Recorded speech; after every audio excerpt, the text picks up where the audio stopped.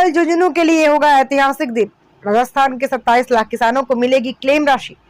झुंझुनू कल एक बार फिर किसानों के लिहाज से ऐतिहासिक दिन होगा। जी हां, 11 अगस्त रविवार को झुंझुनू सहित प्रदेश के 27 लाख किसानों के खातों में सिर्फ एक बटन से ही 1200 करोड़ रुपए की राशि ट्रांसफर की जाएगी।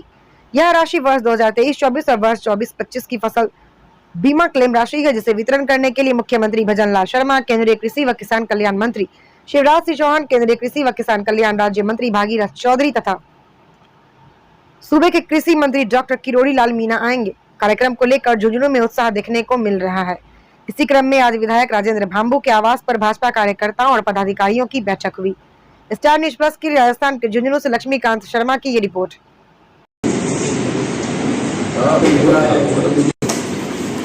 बीमा क्लेम के 1200 करोड़ रुपए भारत सरकार ने किसानों के सैंक्शन किए। हमारे मुख्यमंत्री जी हम सब के बीच में हुई और हम इस कार्यक्रम के ऐतिहासिक पड़ों के साथ सरकार आने के बाद से किसानों के प्रति जो वाले लोग हैं उनके बीच में आप जाओगे तो मैं किसानों की आयु को पूरी कर दूंगा। मैं प्रत्यक्ष या अप्रत्यक्ष रूप से भी योजना का लाभ लेकर के अपनी आमदनी दुगनी की है। आप सोच सकते हैं कि जैसलमेर में खजूर पैदा हो सकता है।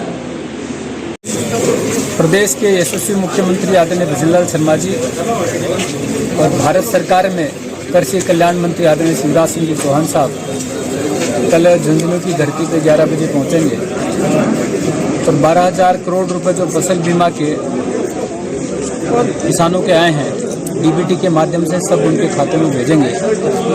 ये स्मरणीय अवसर है कि इस वीर प्रसूता भूमि झुंझुनू को आदरणीय मुख्यमंत्री जी और आदरणीय केंद्रीय कृषि मंत्री जी ने दिया है।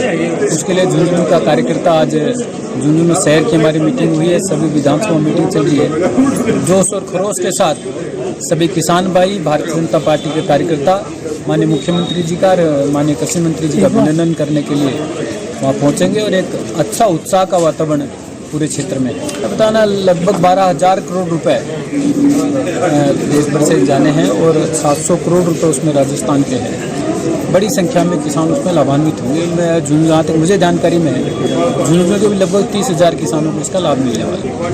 नहीं, झुंझुनू, सीकर, चूरू ये किसानी क्षेत्र है और कहीं न कहीं कार्यक्रम, चूँकि अभी शिवराज सिंह जी जब आए थे तो बांसवाड़ा डिवीज़न में उनका कार्यक्रम था, तो सुदूर उस क्षेत्र से गुजरात के बॉर्डर से लेकर हरियाणा के बॉर्डर तक राजस्थान का, हिंदुस्तान का किसान भारतीय जनता पार्टी के साथ खड़ा है।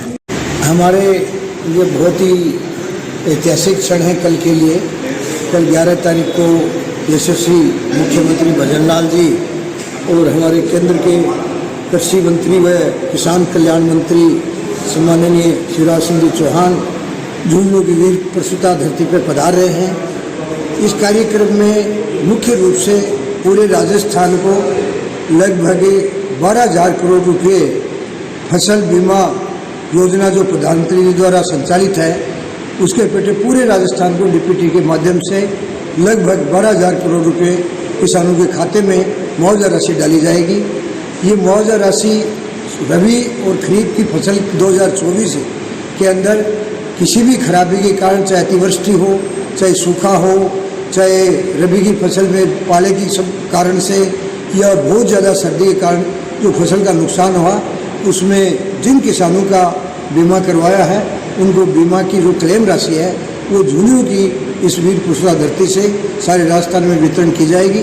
17,000 किसान लगभग झुंझुनू जिले से इससे लाभान्वित होंगे।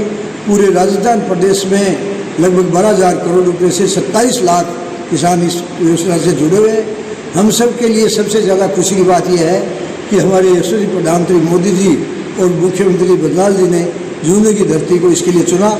इसके लिए झुंझुनू की जनता इसकी कार्यक्रम की साक्षी बनेगी और इस कार्यक्रम की तैयारियों के लिए आज प्रदेश उपाध्यक्ष मुकेश जी दादीच और मेरे द्वारा वह कुछ पार्टी के अनेक शहर के नेताओं और ग्रामीण नेताओं द्वारा कार्य योजना पर विस्तृत चर्चा की और अधिक से अधिक लोगों को इसके लिए आग्रह किया गया है कि इस सभा में हम मुख्यमंत्री जी और केंद्रीय कृषि मंत्री जो पधार रहे हैं उनके लिए जो राजस्थान की परंपरा है और झुंझुनू की जो संस्कृति रही है, तो हम बड़े बेसब्री से इंतजार कर रहे हैं कल के उस ऐतिहासिक क्षण का।